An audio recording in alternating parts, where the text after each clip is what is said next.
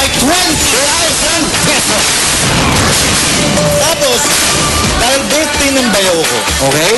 pare, itong 20 na to, sa'yo ko ibibigay. Ayun. Happy birthday. Thank you very much, Bayaw. Ayun, pero, ano ba ito? Bakit mo nga ba binibigay kay Ryan itong 20,000 pesos? Alam ko, pare, may naikwento ka sa akin na gusto mong pagbigyan yan. Aba, meron. Hindi ko lang alam yung kompletong storya, kaya... Hindi naman si Alex to, no? Anyway.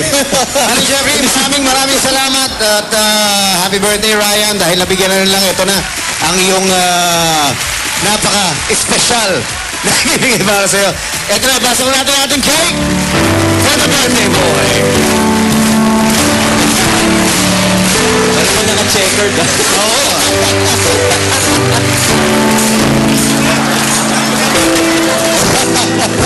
Alam nyo na, checkered, naka-purple. Okay, blow muna. No wish. Okay. Thank you very much. Go na, Ryan! Tumayin ka. Happy birthday. Thank you very much. Sa aking Dabarkads dito sa Eat Bulaga, lahat ng mga nanonood, lahat ng mga everyday kasama ko dito. Thank you very much. Marami akong dapat ipagpasalamat sa birthday ko, mga blessings na dumating, mga taong nagmamahal at sumusuporta. At sa edad na to, 32, masasabi kong wala na po akong mahihiling pa. And gusto ko lang ngayon gawing mas makahulugan yung birthday ko. Gusto ko namang i-share mga blessings na natanggap ko.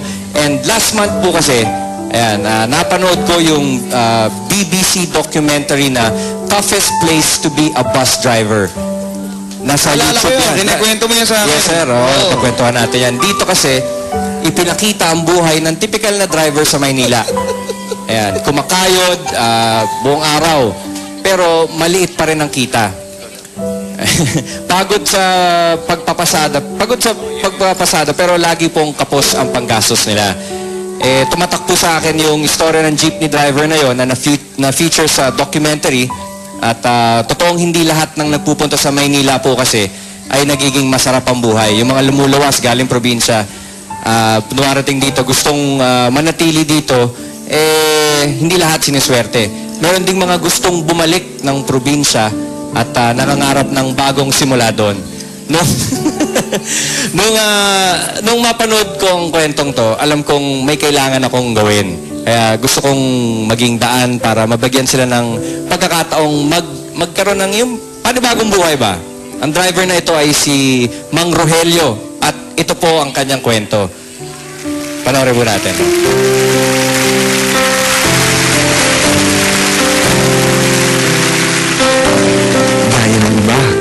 Nangarap din si Mang Rogelio ng magandang buhay. May trabaho ko sa Baguio. Nung naliyop ako, dahil misis ko andito, pumunta ako ng Maynila. Ang Maynila daw, maganda, maraming trabaho. Pagdating ko dito, napakahirap din pala. Kung hanap buhay ko rito, tama-tama lang yung panggastos naming araw-araw.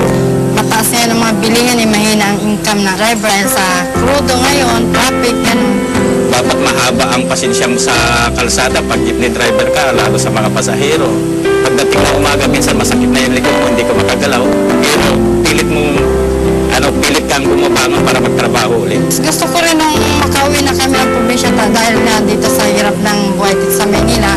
Kung andun na sa probinsya, dahil tabing dagat kami, gusto ko magkaroon ng motorbangka. Dahil yun naman ang hanap buhay doon kung iuwi ko naman yung sasakyan ko doon, mahina rin, wala rin. Bala kong magnegosyo doon. Kailan talagang wala kaming kakayanang magnegosyo ganun dahil unang-una kulang kami sa financial. Kaya kong gawin ang lahat, huwag lang yung masama para sa pamilya ko. Mahal na mahal ko kasi ang pamilya ko, kaya gagawin ko lahat para mabuhay kami.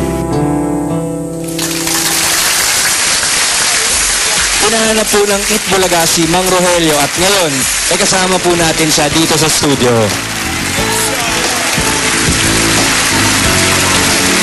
At nandito pa rin po ang asawa niya, si Aling Edith. Aling Edith, dito po kayo. Mang Rogelio.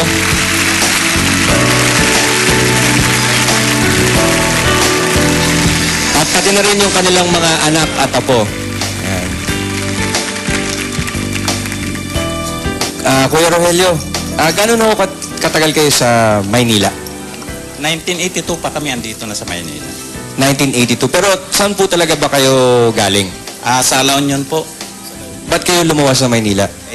Yung nga sabi ng ano dun sa probinsya noon, Maynila raw maganda, maraming trabaho, pero pagdating dito, hindi pala. Kung di ka magtrabaho, wala kang kakainin. Hindi nyo gusto nyo po bang bumalik sa probinsya? Opo. Kung may ano lang, may tawag nito yung gagastusin namin sa probinsya, gusto namin bumalik sa probinsya. Kung may pagkakataon lang po, no? Okay. Mang Rogelio, pinahanga nyo kami sa sipag at determinasyon na pinakita nyo. Alam kong hindi biro ang pagmamaneho buong araw. Pero walang sawa ka pa rin kumakayod para sa family mo. Kaya naman, Mang Rogelio, ngayong birthday ko po, ikaw naman ang re-regaluhan ko. Maraming salamat po, maraming salamat. Okay, ngayong araw, Mang Rogelio, tutuparin namin ang pangarap mong umuwi sa La Union. Maraming salamat po sa inyo lahat. Maraming salamat. At Mang Rogelio, magkakaroon po kayo ng sarili nyong negosyo doon. Wala po sa Itbulaga, ito po ang 20,000. Yan po yung napanalunan ni Kuya Jeffrey kanina. Galing po sa Itbulaga yan, sa Kauna, the best ka. At pwede nyo na pong pamasahe pabalik yan sa La Union, Mang Rogelio. At pampuhunan na rin sa binabalak nyo pong tindahan. Maraming po salamat.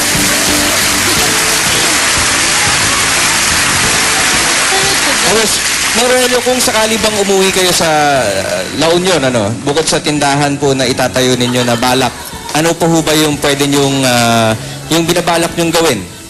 Hindi, sa akin nga lang ho, pagka gusto ko sana magkaroon ng motor bangka para taming dagat naman kami. Ganon din ang hanap buhay ko kasi nung andun ako sa probinsya. Kung may pagkakataon, makabili sana ako ng motor bangka na pangisda, gagawin, uuwi na kami doon. So, gusto nyo bumalik sa La Union at mangisda? Okay. Ako naman po ang tutupad ng pangarap nyo, Mang Rogelio. Nasabi mo kanina na kung uwi ka sa probinsya, gusto mo mangisda. Kaso nga lang, wala kang sariling bangka. Kaya, ito naman, mula naman po sa akin. Bigay ko sa inyo, ang sabi, di ba, wag bigyan ng isda. Turuan mong mangisda. Kaya ito, bibigyan ko kayong picture ng bangka. Para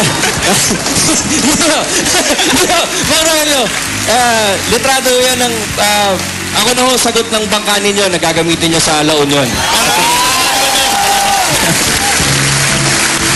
Yan, gamit mo to sa pangingisda para sa inyong bagong simula po, Mang Rogelio. Wala po akong masa. Hindi ko alam kung paano ako magpapasalamat sa inyo, lalo dito sa Itbulaga.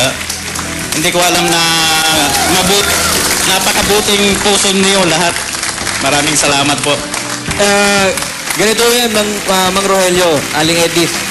Ngayon po, birthday ko, may bangka kayo, sa pangingisda. Next birthday ko, i-check namin kayo, kakamustahin namin kayo sa pangingisda nyo.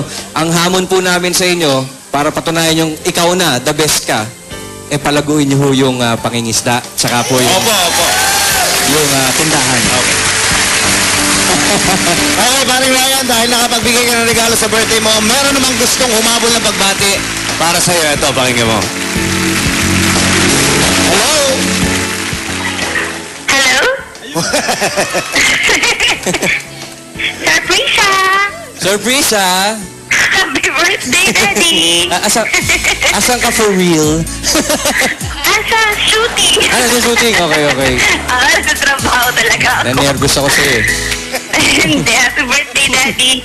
Ako naman mismo ay ginulat ko sa iyong ginawa mo today. Alam kong matagal mo ng project si Mang Rogelio and hindi ko alam na ngayon mo pala sa gagawin. So I'm so proud of you.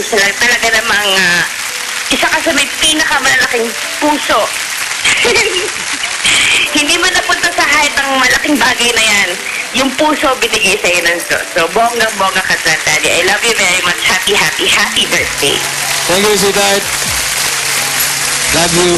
I love you. See you later. Hey! See you later. Thank you, sweetheart. At sa lahat po ng bumubuo ng Itbulaga, thank you very much, guys. I love being part of this family. Thank you, Mang Rogelio. Good luck po. Maraming salamat po. Alright, Aling Edith, maraming salamat din po. Thank you po, sir. Guys, thank you. Makakauwi na si Mang Rogelio. At huwag po kayo alis. Magbabalik pa